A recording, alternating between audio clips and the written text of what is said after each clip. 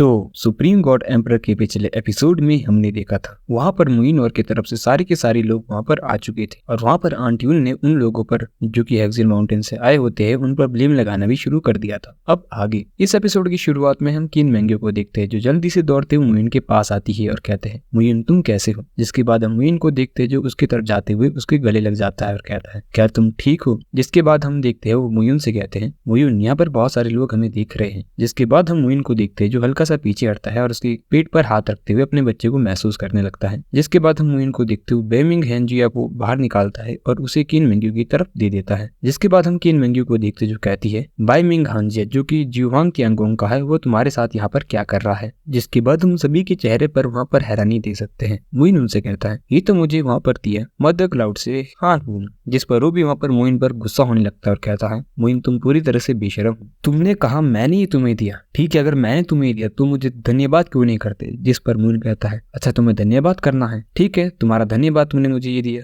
जिसके बाद हान यून वहाँ पर गुस्सा करने लगता है लेकिन तभी लावन कहता है हाँ मुइन सही तो कह रहा है, हान यून तुमने ही तो इसे दिया था अपनी गलती का पश्चाताप करने के लिए। जिस पर हान यून को गुस्सा आता है और कहने लगता है तुम अभी भी ये कहने की हिम्मत कर रहे हो, वो तुम दोनों ही थे, तुम दोनों कितने बेशरम हो, अगर तुम नहीं होते तो ये कभी नहीं होता और मैं इतना कीमती आर्मर कैसे किसी को दे सकता हूँ। तभी मुइन कहता है सभी लोग आज यहाँ पर हो तो सुन लो, मेरा ब्लड अलायंस अब शूशियन वेपन को सेल करेगा और जब तक तुम्हारे पास अच्छे खासे इल्म्स है मैं तुम्हारी मदद कर सकता हूँ बियर्ड इमोर्टल आर्टिफैक्ट को रिफाइन करने में। तभी बूजी डेमन सेक्ट का पर्सन कहता है मेरा बूजी डेमन सेक्ट तैयार है। श्वानन होली लैंड की होली लेडी भी कहती है श्वानन होली लैंड भी चाहता है, वंजन सेक्टर भी चाहता है, तियानवो पवेलियन भी चाहता है। तभी हम शोंगकुंग माउंटेन के उस बूढ़े आदमी को देखते हैं जो कि वहाँ पर घबराने लगता है और कहता है चलो ठीक है लेकिन सबसे पहले हम ब्लैक स्पिरिट बोट किंग से लड़ते हैं। और रही बात वियर्ड इमोर्टल आर्टिफैक्ट की तो मुझे इस बात से हैरानी है क्या मुझे ये शोंगकुंग माउंटेन से नहीं मिल सकता है। जिस पर लाओवेंग कहता है तुम कितने ज्यादा बेशरम, तुम्हारा कोटा अभी भी पूरा नहीं हुआ क्या। तभी हम मुइन को देखते जो वहाँ पर कुछ सोचने लगता है पूरी रास्ते मुझे यहाँ पर महसूस हुआ है कि कोई हमारा पीछा कर रहा है और ये मुझे उतना ज्यादा अच्छा फील नहीं हो रहा है। तभी मुइन को कुछ एहसास होता है और मुइन कहता है ऐसा लगता है कि शुआंगकोंग फैन यहाँ पर आया है हमारे साथ लड़ने के लिए स्पिरिट रेस से, लगता है वो ड्रैगन बोन्स के लिए हमसे लड़ाई करना चाहते हैं। जिसके बाद वो धीरे से किन मेंग्यो के पास जाकर उसे अपनी स्ट्रेंथ को प्रिजर्व करने के लिए कहता है। जिस पर वो कहती है क्या कोई दिक्कत है। जिस पर मुइन कहता है तुम चिंता मत करो, बस जैसा मैं कहता हूँ तुम्हें वैसा करना है। जिसके बाद किन मेंग्यो अपने सोल्जर के पास जाकर कुछ कहती है उनके पास। तभी हम ब्लैक बोर्ड किंग को देखते हैं जो धारता है। जिस पर वहाँ पर कुछ आदमी कहने लगते हैं पहले हम इस ब्लैक स्पिरिट किंग को देखते हैं उसके बाद सब कुछ देखेंगे। और उन सभी के बीच वहाँ पर बोर्ड के साथ तगड़ी लड़ाई होने लगती है और मुझे एक बात समझ नहीं है अब तक क्या ये बोल प्रचार डाल रहे थे जब ये बातें कर रहे थे। तभी हम बाइजू को देखते जो मुइन के पास आता है और कहता है इमोर्टल एक्सपेलिंग आर्टिफैक्ट मुइन तुम्हें लगता है कि तुम बहुत ज्यादा चालाक हो, मुइन तुम्हें क्या लगता है तुम ताकतवर हो। जिस पर मुइन उसका जवाब देते हुए कहता है वैसे भी मैं तुमसे थोड़ी ना खुद को कंपेयर कर सकता हूँ, तुम्हें तो यही नहीं पता तुम इंसान हो या एक सांप। जिस पर वो मुइन से कहता है लगता है तुम मरना चाहते हो और मुइन की तरफ अटैक कर देता है।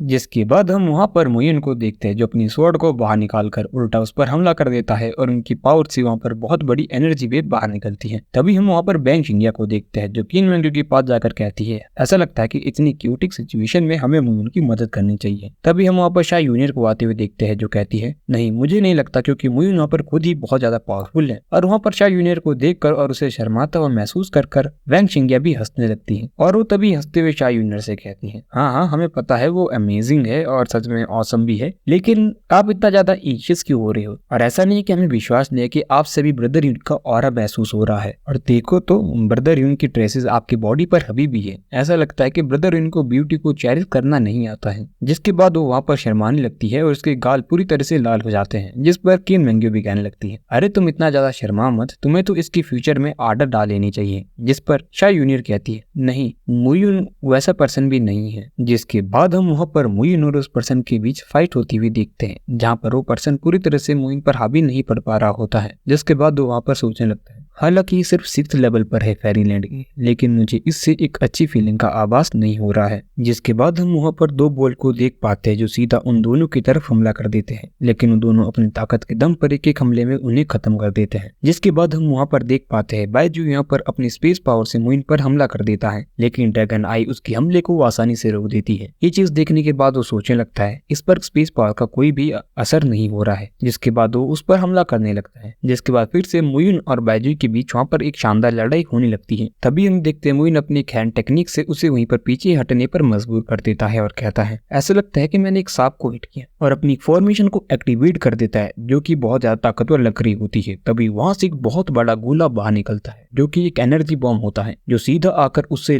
टकरा जाता है और उसने एक सीधा पीछे उछल कर जाता है, जिस पर वो वहीं पर खून उगलने लगता है और कहता है तुम्हें लगता है तुम उससे जीत पाओगे? हालांकि मैं एक चीज एक्सेप्ट करूंगा कि तुम बहुत बड़ी इडियट भले ही हो, लेकिन तुम फिर भी श्वाओनु इमोर्टल 9 से काफी ज्यादा ताकतवर हो। जिसके बाद हम देखते हैं वो भी अपना एक कवच को एक्टिवेट कर देता और कहता है ये हमारी फैमिली का एक टॉप क्वालिटी का होली वेपन है जिसको तोड़ना लगभग नामुमकिन है और तुम इसे नहीं तोड़ पाओगे। और अब तुम देखना, मैं तुम्हारे साथ यहाँ पर एक स्लीप पेट की तरह खेलूंगा जब तक तुम मर नहीं जाते। जिस पर मुइन कहता है अच्छा ये बात है। तभी वो मुइन से कहता है तुम्हें नहीं पता शोंगकोंग माउंटेन में 4 सीक्रेट्स हैं और तुम उसे किसी भी पूरी फैमिली का इमोर्टल आर्ट पांटियां जिंग कह सकते हो, और मैं तुम्हें वाई फैमिली की लाइफ और डेथ सिचुएशन आज दिखा कर रहूंगा। जिसके बाद हम देखते हैं वो अपनी ताकत को एक्टिवेट कर देता है, जहां पर हम वहां पर देख सकते हैं कि इन यांग का सिंबल आने लगता है जो कि हमेशा चाइनीज मैथोलॉजी में बुरे और अच्छाई का सिंबल होता है। जिसके बाद हम देखते हैं वो कहता है स्वर्ग और धरती की ताकत एक हो जाओ। ये जो स्पेल है 33 हेवनली स्वॉर्ड गेट का है। जिसके बाद हम वो इनको देखते जो सोचने लगता है अब लगता है कि मुझे ब्रदर ऑल की डेथ का राज भी इनसे पता लग ही जाएगा। और इसी के साथ ये एपिसोड यहीं पर खत्म हो जाता है। एपिसोड खत्म, लेकिन मेरी बात ही नहीं गाइस। आप देख सकते हो यिंग यांग का जो ये सिंबल है यहाँ पर चाइनीज मैथोलॉजी में बहुत ऊपर रखा जाता है, क्योंकि आप जहां भी देखोगे इन यांग के सिंबल का काफी ज्यादा यूज होता है चाइनीज कल्चर में। हालांकि यहाँ पे इसकी पावर को मुइन आसानी से रोक लेगा, लेकिन यहाँ पर यिंग यांग का रेफरेंस देना यह कहलाता है कि आगे शायद सीरीज कुछ सीरियस मूड पर जाने वाली है। और हम सभी को पता है मुइन यहाँ पर 33 हेवनली स्वॉर्ड गेट से भी अपना बदला लेना चाहता है